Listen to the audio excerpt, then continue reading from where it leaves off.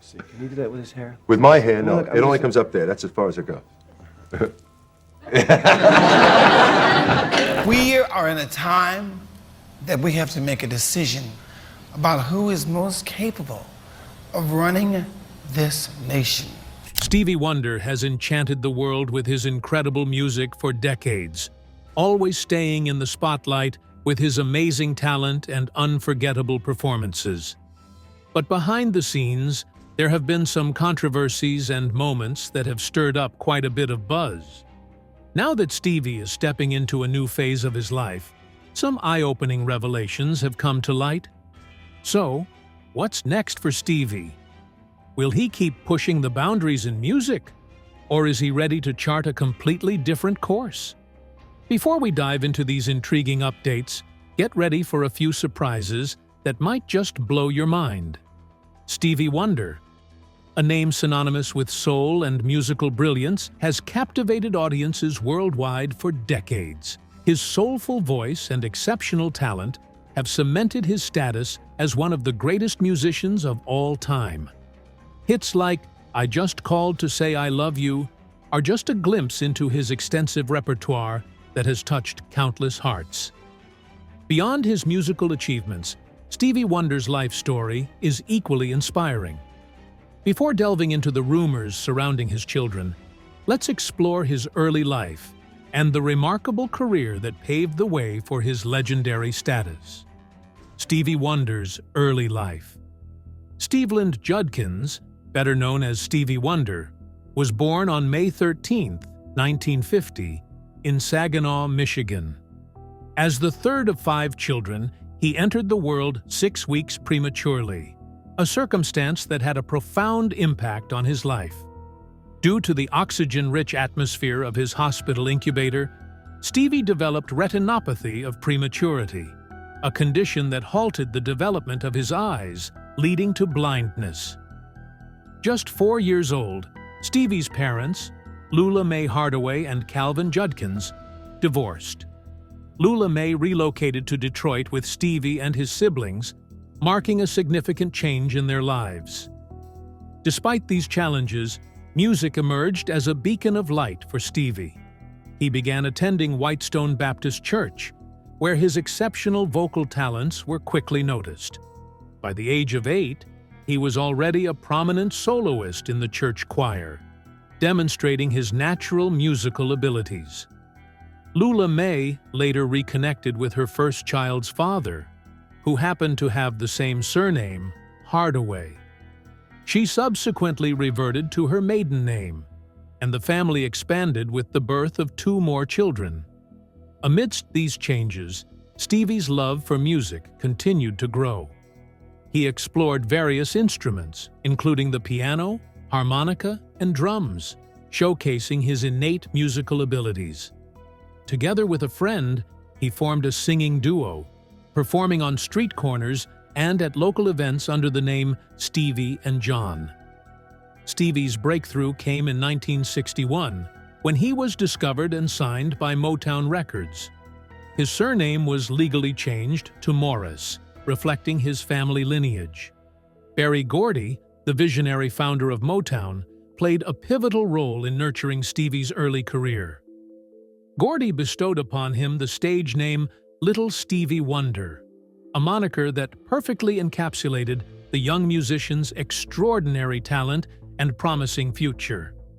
Stevie's debut album, The Jazz Soul of Little Stevie, was released in 1962, coinciding with his enrollment at the Michigan School for the Blind in Lansing. This institution provided him with the specialized education he needed while fostering his musical talents. Even as a young boy, Stevie demonstrated the characteristics of a musical prodigy, setting the stage for a career that would span decades and inspire countless artists. Breakthrough and rise to fame. When Stevie Wonder was just 11 years old, his musical talent caught the attention of Ronnie White of The Miracles. Impressed by Stevie's original composition, Lonely Boy, White introduced him to Motown CEO Berry Gordy, who quickly signed the young prodigy to the label's Tamla imprint. Producer Clarence Paul gave him the stage name Little Stevie Wonder to reflect his age. Motown established a unique contract for Stevie, placing his royalties in trust until he turned 21. While receiving a modest weekly allowance, Stevie and his mother were also provided with a private tutor during his touring days. Under Clarence Paul's guidance, Stevie spent a year recording 2 albums. The first, Tribute to Uncle Ray, featured mostly Ray Charles covers and a Stevie Paul collaboration, Sunset. The second, The Jazz Soul of Little Stevie, was an instrumental project primarily showcasing Paul's compositions, with Stevie contributing to Wondering and Session number 112. Initially, Motown planned to release Mother Thank You as Stevie Wonder's debut single.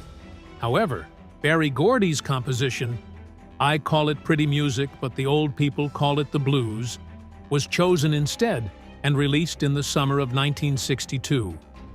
Despite narrowly missing the Billboard Hot 100, the single's lackluster performance was followed by similarly disappointing results for Little Water Boy, Contract on Love, and the 2 albums released in the wrong order. In late 1962, the 12-year-old Stevie joined the Motortown Revue, touring the Chitlin Circuit. A memorable performance at the Regal Theater in Chicago was captured on record and released as Recorded Live, The 12-Year-Old Genius, in May 1963. The album's single, Fingertips, became a huge hit, showcasing Stevie's energetic and confident stage presence. The song reached number 1 on both the Billboard Hot 100 and R&B charts, making Stevie the youngest artist ever to achieve this double feat. Despite his early success, Stevie's career faced challenges as his voice matured. Motown executives even contemplated terminating his contract. During this difficult period, he appeared in 2 unsuccessful films, Muscle Beach Party and Bikini Beach. However, Sylvia Moy convinced Berry Gordy to give Stevie another chance, dropping the Little from his stage name. Together, they created the hit single Uptight, Everything's All Right, which marked the beginning of a string of successes throughout the mid-1960s. Hits like With a Child's Heart and his rendition of Bob Dylan's Blowin' in the Wind, co-written with Clarence Paul, solidified his position as a rising star. Stevie also showcased his songwriting talent, penning songs for himself and other Motown artists. One of his most notable compositions, Tears of a Clown, was originally released in 1967 on Smokey Robinson and the Miracles album Make It Happen, but went unnoticed. However, when it was re-released as a single in 1970, it became a number 1 hit, influencing Robinson's decision to stay with the group. Evolution of Stevie Wonder's music career. Stevie Wonder, a musical prodigy, gained full creative control over his career at the age of 21. This newfound autonomy ignited a creative explosion, resulting in a series of groundbreaking albums that solidified his legacy as a musical genius. His first major project under his own artistic direction was 1972's Music of My Mind. This album showcased his innovative approach to album themes, his pioneering use of synthesizers, and his willingness to address social issues through his music. Following the success of Music of My Mind, Stevie released Talking Book, featuring hit singles like You Are the Sunshine of My Life and Superstition. In a bold move for a Motown artist, he embarked on a tour with the Rolling Stones, exposing his music to a wider audience with diverse musical tastes. Stevie's subsequent albums, including Inner Visions, Fulfillingness First Finale, and Songs in the Key of Life, continued his streak of critical and commercial success. These albums showcased his unparalleled songwriting, superb musicianship, and his ability to seamlessly blend elements of soul, funk, rock, and pop into a sound that was uniquely his own. Stevie Wonder, a pioneer of digital music and social change. In 1979, Stevie Wonder revolutionized the music industry with his groundbreaking album Journey Through the Secret Life of Plants.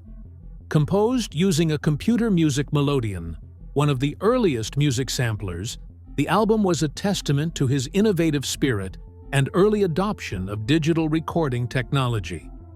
This pioneering work set the stage for his subsequent recordings, which would continue to showcase his willingness to experiment and push the boundaries of music production.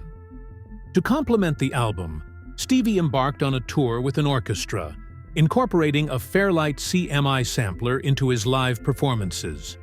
This innovative approach demonstrated his commitment to integrating technology into his artistic vision, making him a forerunner in the use of digital instruments on stage. That same year, Stevie also penned and produced the dance hit Let's Get Serious for Jermaine Jackson, which topped the Billboard R&B singles chart. His 1980 album, Hotter Than July, further solidified his status as a musical icon, becoming his first platinum-selling album. The album's lead single, Happy Birthday, was a powerful anthem that helped to establish Martin Luther King Jr.'s birthday as a national holiday, showcasing Stevie's ability to use his music as a platform for social and political change. The album also featured other notable hits, like Master Blaster, Jammin', I Ain't Gonna Stand For It, and the sentimental ballad Lately, highlighting his versatility as a songwriter and performer. In 1982, Stevie Wonder released Stevie Wonder's original Musiquarium I, a comprehensive retrospective of his 1970s work that also featured 4 new tracks. Among these was the 10-minute funk masterpiece Do I Do, featuring the legendary jazz trumpeter Dizzy Gillespie, and That Girl, which quickly became one of the year's most popular R&B singles. The album also included Front Line, a poignant song about a soldier in the Vietnam War, and Ribbon in the Sky, another timeless composition that demonstrated Stevie's ability to create emotionally resonant music. During this time, Stevie's collaborative spirit was in full bloom. In 1982, he achieved a #1 hit with Paul McCartney on their duet Ebony and Ivory, a powerful anthem for racial harmony that showcased the unifying power of music. The following year, Stevie wrote the lyrics for Stay Gold, the theme song for Francis Ford Coppola's film adaptation of S.E. Hinton's novel The Outsiders, further solidifying his reputation as a versatile and influential artist. In 1983, Stevie Wonder began work on an album titled People Work Human Play, but the project ultimately did not come to fruition. Instead, 1984 saw the release of his soundtrack album for the film The Woman in Red. The lead single, I Just Called to Say I Love You, became a global sensation, topping both the pop and R&B charts in the United States and the United Kingdom. The song's success culminated in Stevie winning an Academy Award for Best Original Song in 1985. Notably, he accepted the award in the name of Nelson Mandela, a powerful gesture that led to his music being banned from South African radio by the apartheid government. Stevie's unwavering commitment to social justice and equality was further acknowledged in 1985 when he was honored by the United Nations Special Committee Against Apartheid for his stance against racism in South Africa. Stevie Wonder's 1984 album, The Woman in Red, showcased his versatility with a duet featuring Dionne Warwick, It's You, and a few tracks from her own repertoire. The album's success, especially the lead single, led to a memorable guest appearance on The Cosby Show, where Stevie demonstrated his sampling skills. His 1985 album In Square Circle continued his chart-topping streak with the #1 hit Part-Time Lover and the top 10 hit Go Home. The album also included the soulful ballad Overjoyed, originally written for the film Journey Through the Secret Life of Plants, but later added to In Square Circle. Stevie's performance of Overjoyed on Saturday Night Live further solidified his status as a musical icon. Stevie Wonder's collaborative spirit remained strong during this period. He added his harmonica talents to Chaka Khan's cover of Prince's I Feel For You, alongside Melly Mel, and also contributed to Eurythmics' There Must Be an Angel and Elton John's I Guess That's Why They Call It the Blues. These collaborations showcased Stevie's ability to seamlessly blend his unique sound with other artists. Stevie's dedication to charitable causes was equally impressive. He joined Bruce Springsteen and other artists on the all-star charity single We Are the World for African famine relief, and continued his philanthropic efforts the following year with the AIDS-inspired That's What Friends Are For. Additionally, he co-wrote and performed on If Ever from John Denver's Dreamland Express album and contributed I Do Love You to the Beach Boys' 1985 self-titled album. Stevie Wonder's collaborative spirit continued in 1987 with a duet, Just Good Friends, on Michael Jackson's Bad album. Jackson reciprocated by appearing on Stevie's Get It on the 1987 album Characters, which also featured the minor hits Skeletons and You Will Know. Stevie's musical journey persisted throughout the next 2 decades, including memorable contributions to film soundtracks. His ability to create music that resonated with audiences across generations and cultures solidified his status as a timeless artist. Stevie Wonder's accomplishments are undeniable. With over 100 million records sold, 30 top 10 hits, an Academy Award for Best Original Song, and an astounding 22 Grammy Awards, his talent and dedication are unquestionable.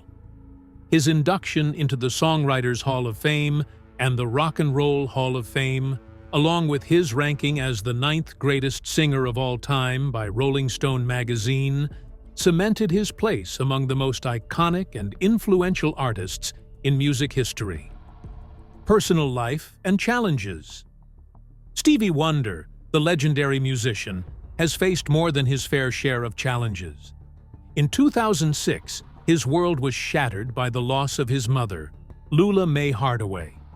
The grief was profound, but Wonder found solace in his music, channeling his pain into powerful performances. Beyond the loss of his mother, Wonder also shared a candid account of his experimentation with weed.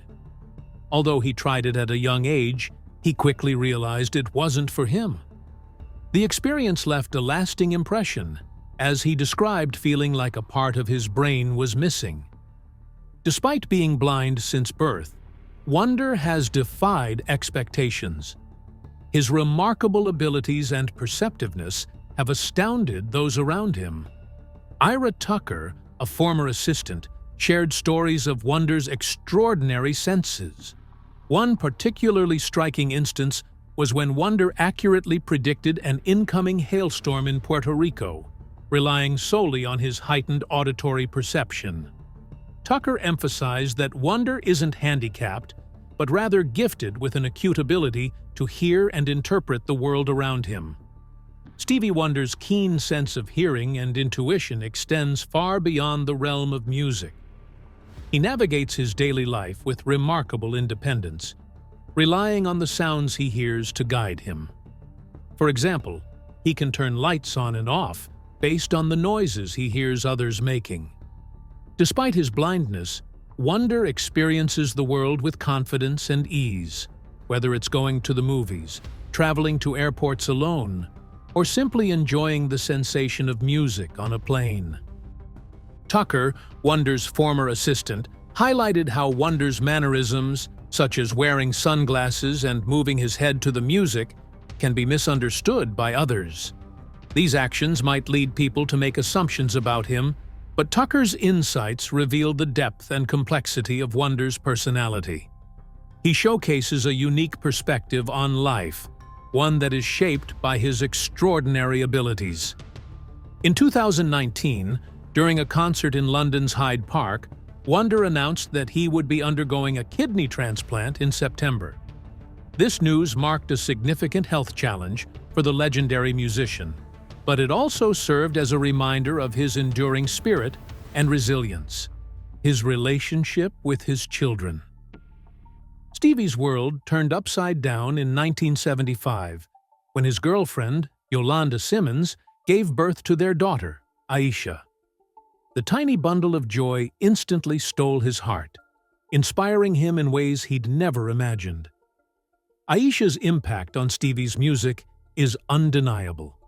Just listen to the infectious joy in his voice and the playful splashes in the bathtub on his classic track, Isn't She Lovely? Even after he and Yolanda parted ways, Stevie remained a dedicated father to Aisha. Though she primarily lived with her mom in New Jersey, he made sure to be there for the big moments. And the little ones, too. And when his second child, Kayland, arrived shortly after Aisha, Stevie's heart grew even bigger. Despite the challenges of co-parenting, he was determined to be a loving and supportive presence in both of his children's lives, always putting their happiness first. Stevie's family grew even bigger in 1983 when he welcomed his third child, Mumtaz, with vocalist Melody McCulley. While Mumtaz didn't initially show a knack for music like his dad, Stevie instilled in him the importance of hard work and following your heart. Mumtaz's childhood was a mix of routine and adventure, splitting time between his mom's place and Stevie's. Visits to Stevie's home were always a blast, filled with surprises and unique experiences, from impromptu games to behind-the-scenes studio sessions. Stevie's influence went beyond music, teaching Mumtaz valuable life lessons and a strong work ethic. In 1985, Stevie and his then-partner welcomed their fourth child, Sophia, followed by their fifth, Kwame, 3 years later. These additions deepened Stevie's understanding of fatherhood and expanded his love in ways he never thought possible. And in 2001 and 2005, Stevie became a dad again to Kayland and Mandla, his sons with ex-wife, Kai Millard. Growing up in Calabasas, California, Kayland was deeply influenced by his dad's career and aspirations. He remembers Stevie's words inspiring him to reach for the stars, fueling his ambition to become the youngest black billionaire. Stevie's love for his kids goes far beyond financial support. He's an active part of their lives, offering guidance, support, and a listening ear. Even when he's not in relationships with their moms, he's dedicated to being a present and engaged dad, always ready to hear what his kids have to say. In 2017, Stevie tied the knot with Tomika Robin Bracey, and they already had 2 little ones, Zia and Nia, in their family. Choosing the name Nia, which means purpose, showed how much Stevie believes in living a meaningful life. Throughout his journey as a dad, Stevie has always expressed gratitude for the moms of his children, recognizing their important role in raising them. In a 2004 interview with O, the Oprah magazine, he emphasized, "I'm not just a money tree. I guide them as a dad and talk to them as a friend. I want my kids to feel comfortable sharing anything with me." And that's a wrap. Thanks for watching, and don't forget to leave your thoughts down in the comments section.